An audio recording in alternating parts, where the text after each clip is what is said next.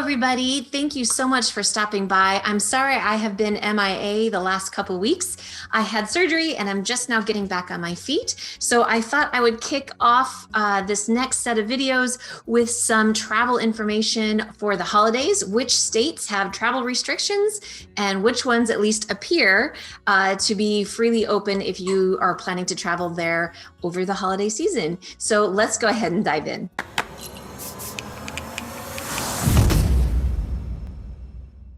All right, welcome back, everybody. Today I'm going to be covering the top states that have travel restrictions. So if you are planning to travel this holiday season, where can you go? And if you are going to a restricted state, what are their restrictions so that you can plan ahead?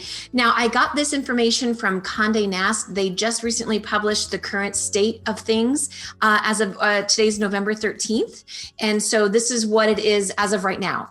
As always, this can change day by day, week by week, depending on how things go. So if you are planning to travel to any of the states I mentioned today, be sure to check ahead of time, as the restrictions I quote to you may change between now and when you are going. So make sure you check with that state directly to find out what the updated situation is. But as of right now, it appears to only have restrictions on some states, not all 50 states. So let's go ahead and cover this. And then I'm going to link the article where I got this information below so that you can refer to it. But again, always go to the state's website directly to learn. And a lot of times it's their visitors board or the state directly, State Department, things like that, to get the most updated information. But according to Conde Nast, this is where we stand currently.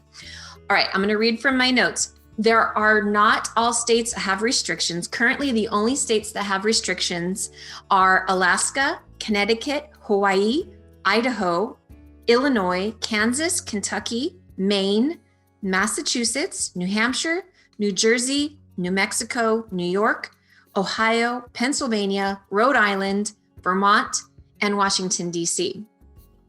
Of all of the ones that I said, all of the restrictions are linked in that article below, but I want to cover some of the more popular areas to let you know right now kind of what their situation is.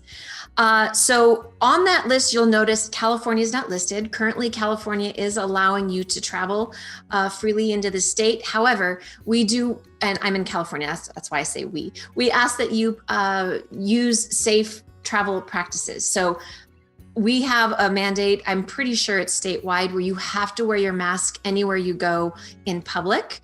Washing your hands, being cautious, like all of the usual things that we all know what to do. Make sure when you're traveling to a state with no travel restrictions that you practice safe travel habits so that if you are in an really highly spiking area, you're not carrying anything to an area that maybe isn't spiking and creating more problems. So be sure to practice those safe travel habits if you are entering one of these states. So currently California and Washington and Oregon don't have any restrictions that I found here. So and again, always check with the state before you go just to make sure nothing changes between now and when you're planning to travel. Another popular state that does have restrictions is Hawaii. And I'm sorry, I'm looking down because I'm looking at my notes. Now, Hawaii has had for a long time now a self-quarantine for 2 weeks restriction. However, they just recently announced that they are allowing you to test in order to bypass the quarantine restriction.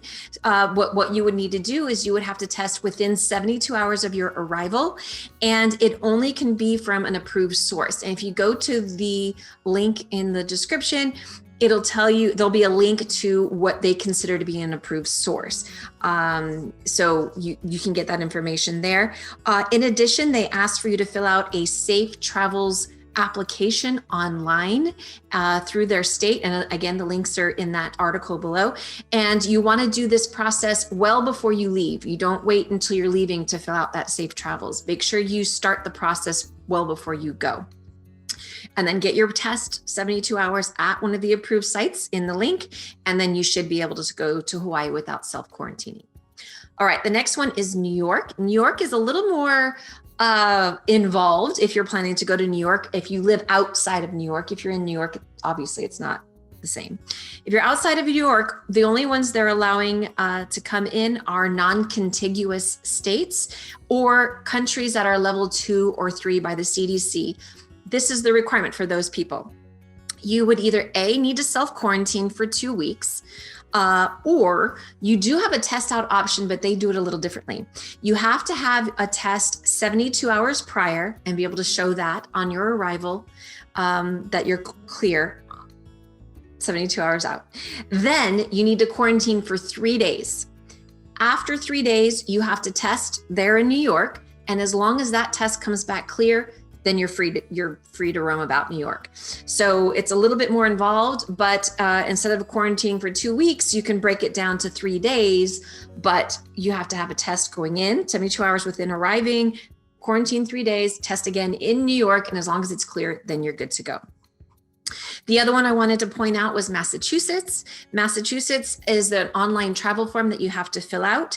They also have a self-quarantine for 2 weeks or testing negative for COVID within 72 hours of arrival.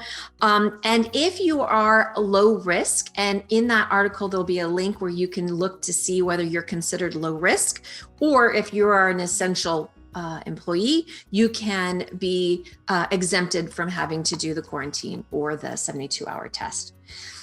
So those are the main states I wanted to highlight. Any other states that I didn't list initially should be clear at the moment as far as when we were scouring this information. If they aren't listed, then they should be free travel. Again, though, use your safety precautions when you're traveling and be sure to check with that state ahead of time just to make sure nothing changes between now and then. Because as we all know, every day brings a new fun cornucopia of surprises, and all of this might change if something happens. So be sure to check ahead. And that's it. So if you are traveling this holiday season, go ahead and check out this article here where I talk about the pluses and minuses of going by air versus going by driving, if it's a possibility for you, and some safety precautions if you are going to be traveling by air. And I wish you a safe and happy holiday season, and I will see you on the next video. Take care. Bye-bye.